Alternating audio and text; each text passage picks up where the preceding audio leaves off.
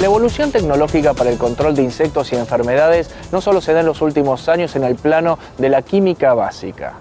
En el último congreso de APRESID, un fitopatólogo especialista como Marcelo Carmona describió que los fosfitos, las sales derivadas del ácido fosfórico, pueden restringir el crecimiento no solo de los patógenos del suelo, sino también de las enfermedades de fin de ciclo. Las últimas campañas se ha incrementado la presión de patógenos y hongos de suelo que constituyen una amenaza para diferentes cultivos en la Argentina. Son difíciles de manejar a través de medios tradicionales y resulta complejo cuantificar el daño ocasionado.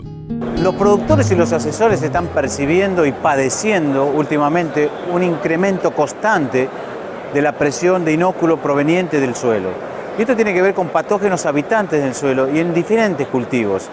En soja es donde más se observa problemas, por ejemplo, es el caso de macrofomina, el caso de los causantes de muerte súbita, y que están avanzando todos los años, generando daños que a veces no se pueden cuantificar, y además lo más importante, que no se pueden manejar, por lo menos por las medidas más clásicas que tiene el productor y el asesor a su alcance. ¿Y por qué se hace tan difícil a campo el control y el manejo de estos hongos patógenos? En general los hongos habitantes del suelo y otros microorganismos que son pseudohongos que están habitantes en el suelo son de muy difícil manejo. En primer lugar, tienen un amplio rango de plantas que pueden atacar, un amplio rango de hospedantes. El segundo punto es que no hay variedades resistentes. No tenemos posibilidad de colocar una planta resistente al ataque de estos patógenos. El tercer punto fundamental es que forman estructuras de resistencia.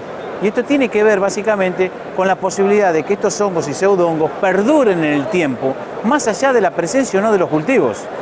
Y el cuarto punto, y es el más importante de todo, porque destruye, derrumba las expectativas de control que tiene un productor, es que los fungicidas clásicos que se utilizan para enfermedades de fin de ciclo, roya, tizones, manchas, no pueden ir hacia las raíces, no pueden ir hacia abajo.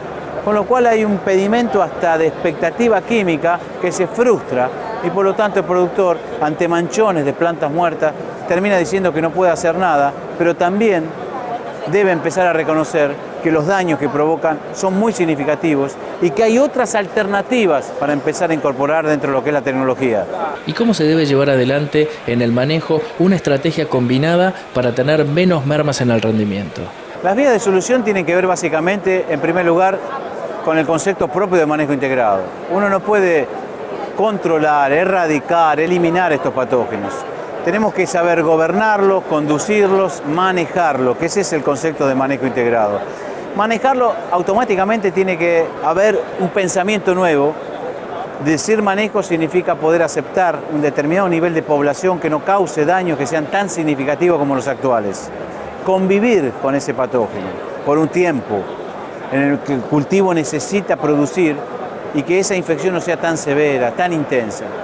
Incorporar en la mente de los asesores y productores que no podemos lograr un control ni de 100%, ni de 80%, ni de 70%, ni de 60%, ni de 40%, quizás 20, 30% de control es posible hacer y eso ya es un avance muy útil y beneficioso. Pero si uno lo compara con el control clásico de un fungicida, donde se puede lograr 80, 90 y hasta más % de control, parecería una nimiedad pensar en un producto o en una serie de prácticas que logre un 30 o un 40% de control versus quizás 80 o 100. Los fungicidas clásicos no llegan a las raíces, donde está el verdadero problema. Por eso, hay que evaluar nuevas alternativas que incluyan un manejo integrado. El manejo de suelo, por empezar, ya es complejo. El manejo de los patógenos habitantes del suelo es complejo. Eso requiere, por ejemplo, la rotación de cultivos parece ser que no tiene el éxito que pudiéramos encontrar en otros patógenos, porque al tener distintos hospedantes y al tener estructura de resistencia, la rotación de cultivos deja de ser tan efectiva. Entonces debemos buscar alternativas que tienen que ver con el uso de biopesticidas, y esto tiene que ver con explotación del control biológico, que ha sido muy poco explotado en los cultivos extensivos, y ha sido muy poco explotado porque muchas veces no fue exitoso y se requiere tiempo y acumulación de efectos. Debe ser también manejado desde el punto de vista de la supresividad del suelo, y esto tiene que ver por qué en algunos lotes con antecesores diferentes la problemática es menor. ¿Será que los sustratos que representan los antecesores anteriores, siendo puestos en el suelo generan una condición adversa al patógeno?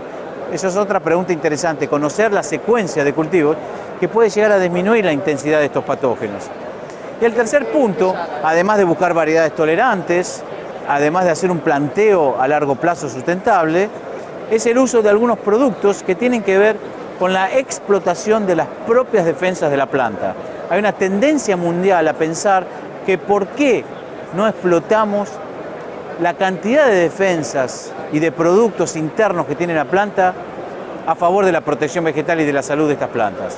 Entonces hay una tendencia en cultivos extensivos, que ya en cultivos extensivos es muy reconocida, que son los activadores de la defensa de las plantas, los inductores de la resistencia, que a través de sustancias que son incorporadas en la planta estimulan, activan fitoalexinas, proteínas relacionadas con la patogénesis, productos naturales de la planta que se activan gracias a la inducción de estas sustancias, como por ejemplo los fosfitos. Los fosfitos no son ácido fosfórico, no son fosfatos, no son fertilizantes, son derivados del ácido fosforoso que se combinan con un catión, es decir, una sal.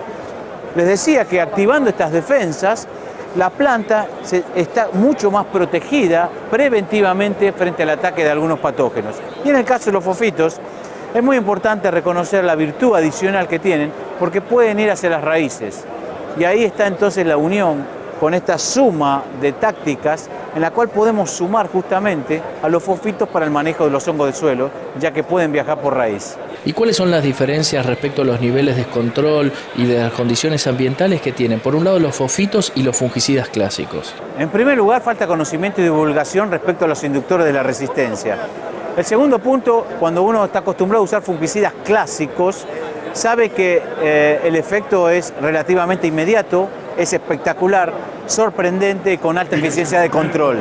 En caso de los inductores de la defensa y especialmente los fosfitos, no podemos exigirle, pretenderle que tenga 100% de control, que generen un resultado sorprendente, pero sí acompañe las estrategias clásicas, inclusive juntos o mezclados con los fungicidas. Pero es dable destacar que los fosfitos no son fungicidas en el sentido estricto de la palabra y que además deberían ser usados cuando no hay déficit de fósforo en el suelo, en ausencia de estrés hídrico y cuando hay problemas, especialmente foliares, pero también de hongos de suelo, sean mezclados con fungicidas. ¿Cómo es la aplicación de estos fosfitos y cuáles son las combinaciones que son factibles para hacer un eficiente trabajo según los estudios que vienen haciendo hace más de 7 años? En general, los inductores de la resistencia, como es el caso de los fosfitos, lo que se utilizan básicamente es a nivel foliar.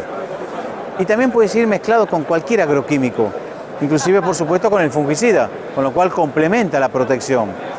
Pero nuestros estudios, que son bastante inéditos desde la Facultad de Agronomía de la Universidad de Buenos Aires y también con otro grupo de investigadores como Mercedes Candiani, Norma Formento, Alicia Luque, etc., nosotros tenemos muy buenos resultados de hacer el inicio de esta novedad del tratamiento de semilla. Es decir, uno puede lograr resultados inéditos a través de estos proyectos de investigación donde nos muestran que usándolo como tratamiento de semilla, que nunca se ha usado en la historia, podemos también contrarrestar, disminuir, retrasar la intensidad de ataque de estos hongos de suelo. Carmona comparte los resultados que han obtenido después de 7 años de trabajo a partir de fuentes de control diferentes. Hace más de 7 años que estamos trabajando con el tema de los fosfitos, hemos hecho ensayos in vitro, en invernáculo y a campo. Los impactos son muy importantes porque nos muestran una planta más estimulada, con más salud, pero además básicamente deja expresar mejor el potencial de rendimiento con incrementos que pueden ir entre 200 a 300 kilos. La clave para lograr este éxito tiene mucho que ver con el momento de aplicación. No podemos utilizar estos fitoestimulantes que pueden ser de manganeso, de cobre o de potasio, no los podemos utilizar cuando ya la infección está establecida, cuando ya hay una epidemia, porque, vuelvo a decir, no son fungicidas clásicos, sino que debemos hacerlo al inicio, especialmente las enfermedades foliares, del momento de aplicación de fungicidas, inclusive mezclados.